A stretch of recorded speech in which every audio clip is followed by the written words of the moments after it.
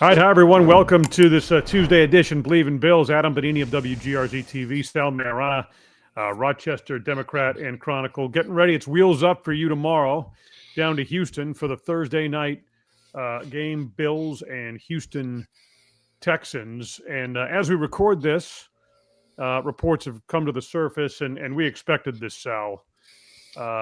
Davis Mills at quarterback once again for the Texans, where they've won a couple of games since C.J. Stroud got hurt against Denver anyway with him.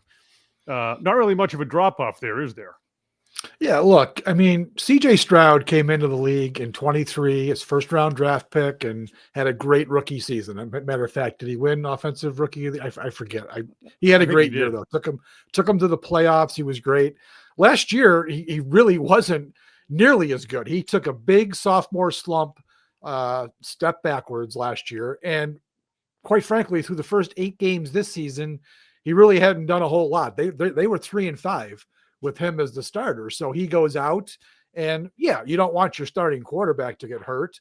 But Davis Mills has come in. Look, Davis Mills has been there for 5 years. He was the starter 2 years in a row before Stroud came in, and he's been his backup. They've won 2 games since he's started. Now, granted, it took a 26-point fourth quarter miracle rally to beat Jacksonville in the first game. And then last week they beat the Titans, who are just the worst team in football. So you take it with a grain of salt, maybe, but he played pretty well in both of those games. So I don't think, we made the big mistake earlier in the year, Adam, when we said that there wouldn't be a difference between Andy Dalton and Bryce Young in Carolina. Clearly there was. Andy Dalton stinks. But I think this is different. I think Davis Mills is definitely a more competent player at this point in their careers than Andy Dalton. So I'm expecting he's going to be a game manager, and he's not going to make mistakes against the Bills, especially against their defense. I don't think it's a great step down to have him starting over Stroud. Yeah, I more than feel the same way, especially when you're dealing with a Houston Texans team where defense is the prominent feature anyway, right? Yeah. I mean, this is the top scoring defense in the National Football League at 16.3 points per game. And I mean, for all the promise the Bills showed in terms of reviving their passing game on the road, Thursday night, short week, this is going to be a really, really difficult test for them. You'll see where that offense stands very quickly on Thursday night. Yep. Absolutely. It's a great point you just made. Everyone's excited about what happened against Tampa Bay, 44 points. Look, Tampa Bay has a pretty good defense, but I'm telling you right now, it's not even close to what the Texans are. Texans are number 1 in points allowed, yards allowed. They're third in both rushing and passing yards allowed. So then when you add it up, they're number 1. I think they're 5th in third down defense. I don't know, 5th or 6th in takeaways. They just do a lot of things really well. First and foremost, they have probably the 2 best edge rushers as a tandem in the league, Will Anderson and Danielle Hunter. They've combined for, I think it's 16.5 sacks, over 100 pressures. This is in 10 games, by the way. Just a dominant duo that is going to give Deion Dawkins and Spencer Brown all they can handle. The linebackers are athletic. They're not great against the pass, pretty good against the run, though. And then on the outside, Adam, we've been talking about it all year, how non-productive the Bills receivers are. Wait till they get a load of these guys that they have to go against. Derek Stingley, Kamari Lassiter on the outside. Jalen Petrie, one of the best safeties in the league, has been out 2 weeks with a concussion. He is supposed to be back ready to go. So, yeah, they've got a humongous test. And, you think back to last year, this is basically the same defense. There's very little different about this defense than the one that held Allen to 9 for 30 in that game last season in Houston. So he knows. He talked about it today. That was a bad day for him, and he knows he's got his work cut out for him this week. As you kind of separate from Sunday's game and look back on it and watch it, as you typically do again, how much should Bills fans take? I mean, I was very, very impressed with the changes they made, with how Allen, after a very rough start, adjusted. I do feel like as if they found something, how they involved the running backs in the passing game. We talked about that on Sunday night. as well. I mean, I feel like they found something, right? Shavers. Yeah. But how sustainable is this? I mean, I suppose, like I just said, Thursday is going to be a good indication. They had to do something, and so far, it's worked. But given the cast that they have in terms of the talent, this kind of this new mix, and it remains to be seen what Coleman is going to do, right? And where he fits in moving forward, and how that all plays itself out. What's your take on what you saw, and sort of project, if you can, moving forward here down the stretch of the season? Yeah. I mean, look, I think we know the Bills love to run the ball, and they do need to get James Cook involved because he's been terrific all year. But, we've talked about this through the season, Adam, that the more tape you get on a team, you start understanding their tendencies. And the last two teams, Miami and Tampa Bay, have done a very good job of neutralizing the running game. I mean, Cook I think he had 101 yards combined rushing in those two games. So teams are starting to get wise to what the Bills are doing on the ground. And you've got this generational quarterback in Josh Allen. And we know that the weapons are not sufficient enough, but they proved last week that if you do try to attack and you go downfield, Tampa Bay has a pretty good defense. They weren't afraid to test that defense and go downfield. I think the Bills have to stay in that mode. I mean, it's going to be tough to run against Houston. First of all, it's going to be tough. So they're going to have to throw it. And I just think that they need to let Josh Allen be Josh Allen. I mean, this is what he did from 2020 really through 2023. They were a pass-first attacking offense, and they were tough to stop. And now, last year they really started to work James Cook in more. They've worked him in even more this season. And what happened? He's had a nice year, but they went stagnant. We've been talking about it for a month and a half, how stagnant the offense had been, and they kind of snapped out of it. So I want to see them, even though it's going to be a huge test against Houston, be aggressive. Test them, go after them, make them be great, I guess is what I'm saying, because you've got a great quarterback.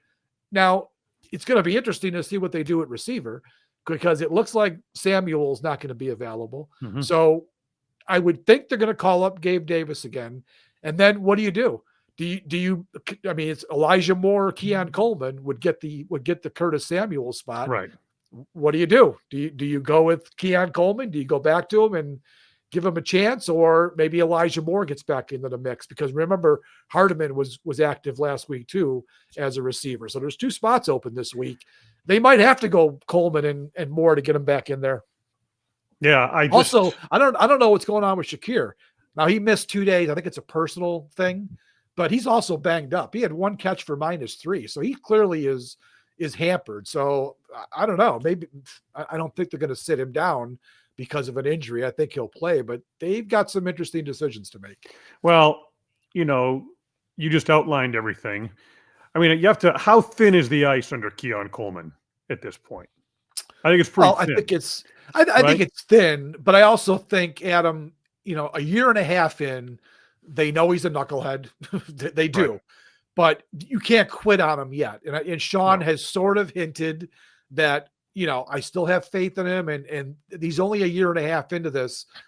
But at some point, like Deion Dawkins said last week, kids got to grow up, and now is the time. So you hope the third strike, then it was a foul ball, and he didn't strike out, and he can get back in the batter's box and move on from here and have at least a decent career. Do I wonder if that's possible with him? No, I don't know for sure, but it is too early to quit on the kid yet. And maybe this is the week. Maybe this is redemption week for him if they do give him a jersey. Well, that's where I was going to go with this, right? Given, like I said, what you just outlined and Samuel and all of that, I'm inclined to come back with Coleman, because at some point, I mean, I think how he responds to this will go a long way toward determining his future, in the lineup and ultimately with the Buffalo Bills, right? I mean, time to grow up. How motivated is he going to be? Now, we're not behind closed doors. We don't necessarily have a sense of that, but you got to do what's best for your team, right?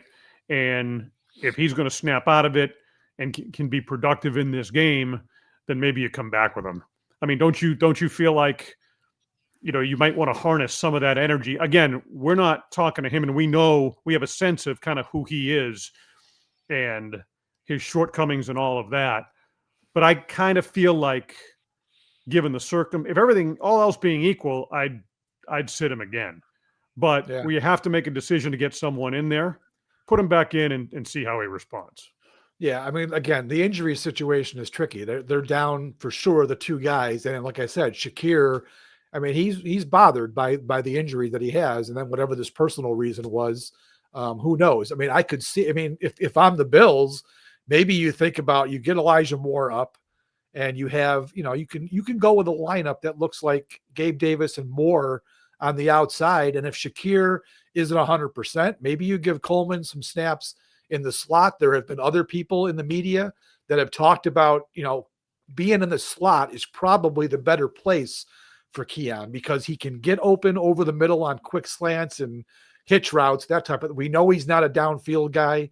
He has not proven to be a contested catch guy, even though that's what he was supposed to be good at in college. But maybe if you work him in the slot, get him an opportunity, get the ball in his hands, and he can make some yards after catch. Again, this is if Shakir is not going to be 100%. Maybe you get him into the game that way, and then you can always put him on the outside if you don't want to have more out there the whole game. But it feels like they're backed into a little bit of a corner because of the roster availability. So I think I'm expecting him to play, and then it'll just be a matter of how much they actually use him. Let's switch gears, go to the defense. And we've talked pretty much on the vast majority of our shows. We have discussed the run defense or lack thereof. And Tampa Bay with 202 yards rushing in that game on Sunday. How they've got to do something, right? But at this point, I guess the question I think a lot of fans have asked me, how fixable is this? Right? At this point in the season, I'm not sure it is fixable, Adam. I mean, this is who they are. This is the team that they have. They don't have that Oliver. I mean, really, last week they got back 4 guys on defense last week. So they're as close to healthy as they've been all year. They're only down, they're down Hoyt and they're down Oliver up front and Taylor Rapp. But I mean, quite frankly, Jordan Poyer has been better than they don't even miss Taylor Rapp. That's like not even an issue. So they're as close to healthy as they've been all season with just Hoyt and Oliver as the big guys that are missing. So this is the team. This is who they have. If you're going to fix it, these are the guys that are going to have to do it. So I don't have a whole lot of faith. I just think they're a bad run defense. They have been for many years in McDermott's system because we've talked about the reasons why. They're usually undersized up front because they prefer those quick penetrating defensive tackles, and they're going to get gashed. And if you miss tackles, which the Bills miss way too many, I mean, Terrell Bernard has missed a bunch this year. Taylor Rapp missed the most, but he's out of the lineup. But still, they're missing tackles. So if you don't tackle well and you get moved off the spot, Deion Walker's having a really nice rookie season, but Adam, he is not good against the run. He gets moved out of there for a big man way too easy. So they've got a lot of issues. Now, this team, Houston, I don't know that they're going to take full advantage of it. I mean, Nick Chubb is just not the same player since his serious knee injury in 2023. And he's having a decent year. He's got 419 yards, I think, but he's not the same player. And they have this rookie, Woody Marks, who, whatever, we'll see. So I think the Bills could probably hold up a little better this week in the run game. And then Davis Mills, we'll see what he does through the air. I'm expecting all these things we're talking about leads me to the belief that it's going to be a low-scoring game. I think it's going to be hard for the Bills to score on that defense, and I don't think Houston's offense is really all that impressive, even with the problems that the Bills' defense has had all year. One last point here before we wrap this up. You mentioned Jordan Poyer being in there for Rapp, obviously. And at the time when they brought him back, it was kind of like, this is something they do. But, I mean, don't you feel like he's made a measurable impact? I mean, Sean McDermott would tell you and Cole Bishop would tell you. But, I mean, where they really needed Bishop to make steps forward, he certainly has. I mean, it has been like rocket ship type ascension for him in terms of his game. And you have to feel like that move, looking back on it and look at the impact that Poyer has had. I mean, they had to get him out on the field, but really to get Bishop to where he is, I mean, that says a lot. And how Poyer has embraced that role. That was a very, very smart move to bring him back onto the circuit. Look, I was one of the ones who was rolling my eyes when they re-signed Jordan Poyer to the practice squad. I'm like, they did this last year with Micah Hyde, and really that wasn't, as it turned out, he was never going to play. He was literally brought in to be kind of a mentor, because last year Bishop's a rookie, Taylor Rapp is a veteran, but maybe needed a little bit of guidance. So I really thought that, okay, here we go again. Now it's Poyer's turn to be the mentor. I did not expect him to be a starting safety on this team, but you're right, Adam. Ever since they made the move, since Rapp went out and Poyer has gone in, it's been a different secondary. The Bills, I mean, and Bishop particularly, has been a different player. I just think there's such a comfort level, and he's such a security blanket for Cole Bishop. What it's done is it's unlocked Bishop's athleticism. And I think now he's playing freer. He's using his athleticism and his instinct, which is why they drafted him in the second round. Those are the things they liked when he was at Utah. Now he's able to use those because he knows Jordan Poyer is a pro's pro. He's going to cover up some of the mistakes, most likely. And really, Poyer has played okay. He has not been, I mean, I can't remember one time that they got beat deep because of Jordan Poyer. Sure, there's been some completions. He's missed a few tackles, but hell, last week he had 11 tackles. I mean, for a guy who's 4 years old, he is playing an integral role in this defense. And again, the biggest thing is he really, I think, has unlocked Cole Bishop. So I gotta give a hand clap to the Bills. It was a smart move, and it turns out to be one that they really needed with all the injuries that they've had. Poyer, I mean, he brings so much, right, in terms of experience. And one of the things we had talked about with Bishop was, football sense. We know he had the athleticism. It's why they drafted him. But I feel like, with Poyer and what we'd seen so much through the years with Poyer and Hyde, with that communication and knowing where to be, I mean, I really feel like Poyer, among other areas, has really helped Bishop with that. So it's been impressive. The mental part of the game. And look, Sean McDermott has told us this for years. This is why Poyer and Hyde were on the team for so long, because they were so good. That safety position in McDermott's defense is critical. It has been going back to Philly, going back to Carolina. He has always had strong safety play. And, obviously last year that took a step back because Rapp and Bishop clearly weren't, Poyer and Hyde. This year, they're getting back to that. They've got Cole Bishop and they've got his coach on the field right next to him. Now they're getting, Jordan Hancock, another rookie who is probably going to be the heir apparent to Poyer. I can't imagine they're going to bring Poyer back next year. I mean, maybe they will, but I kind of doubt it. Jordan Hancock is now in line behind Poyer, learning from a trusted veteran. It's a good situation for the Bills to have. If they made the right pick in Hancock, we'll see what the kid's all about. It's been great that Poyer's been here, taking those guys under his wing. So definitely a nice thing for the defense. I wish they had someone on the defensive line who could serve that role, because they sure have struggled to get defensive linemen to play great. I'll tell you, while we're on that subject, Adam, the Bills pass rush, once again, it's getting to that point. Started off pretty well, and now lately, I'm just not seeing much out of their pass rush. And I know Greg Rousseau is a really good player, and now he's being paid like a really good player. We're going to see Danielle Hunter and Will Anderson Thursday night, two edge rushers that are absolutely game changers. You have to account for them. I mean, I'm not going to use the Bruce Smith. You got a game plan for him, but you have to account for those two guys on every play. I just want at some point for Greg Rousseau to be that player, because I'm sorry, he's just not. He is not that player. He is solid. He plays the run well, but he does not give them the type of pass rush that they need. And, Joey Bosa has given them, a pretty good pass rush this year. He's actually been, by Pro Football Focus, their best edge rusher, their best pass rusher. It's been terrible against the run, but he's an aging veteran who's injury plagued. He should not be leading the team in sacks and pressures. It should be Greg Rousseau, and Greg Rousseau just isn't there. And it's, people will say I'm crazy. Surprise, right? I mean, everyone thinks I'm nuts. But unless you can really show me, I'm just not seeing game-changing plays from Greg Rousseau. And that's what they need, right? I mean, Yeah. as far When you're as a bad defense, Adam, you need guys to step up and make huge plays. They don't have those guys. Right. And when we had Mike Catalana on from WHAM as well, your radio partner with the Buffalo Brothers and everything there in Rochester, right? He had talked about in the postseason, who are the players who are going to step up and make the game-changing plays when the team needs it most. Like, that's going to be Josh Allen, right? You kind of feel like that's going to be James Cook, that he's evolved to that.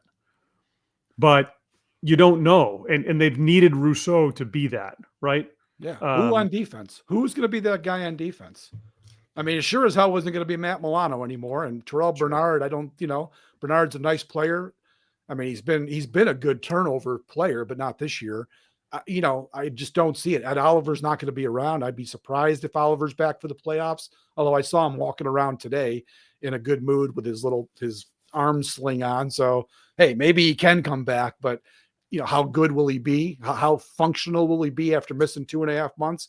I don't know. They need someone who's going to have to step up in the postseason. Never mind the postseason. How about down the stretch? Yeah. If they want to win the division, they're going to need somebody to step up and start making some plays on defense. Yeah, I didn't mean to exclude that, but I was kind of making Mike's point for him, given where they're at and, trying to keep pace here and get themselves in the best position possible. Thursday night would be the time to be that player, obviously. Yeah. FanDuel, presenting sponsor for Believe in Bills and other shows on the Believe Network. Super Bowl odds, Eagles, your favorite at plus 500, the Rams at plus 550, Bills up to third at plus 850. So a 6-touchdown game from Josh Allen and a revived passing game moves them up a little bit, remains to be seen. Like we said, Thursday night in Houston against the Texans, and that top-ranked defense of theirs would be a very good test and a game that means a lot for both teams. Again, Thursday night, NRG Stadium in Houston. You got your flights all booked. What's your itinerary for tomorrow? I think I leave around 12:20. So go through Detroit. Hopefully get there about 6:30 Central. We'll see. Airlines seem to be back on schedule, but I'm entering the fray tomorrow, right. So that could be trouble for everybody. Right. So beware. I'm back in the air tomorrow. I didn't mean to jinx it for you, but may the force be with you, Sal Maiorana. All right. Thanks so much. We'll talk to you from down there, obviously. And this has been Believe in Bills for Sal Maiorana, the Rochester Democrat and Chronicle. I'm Adam Benigni, WGRZ TV. Believe in Bills, presented by FanDuel.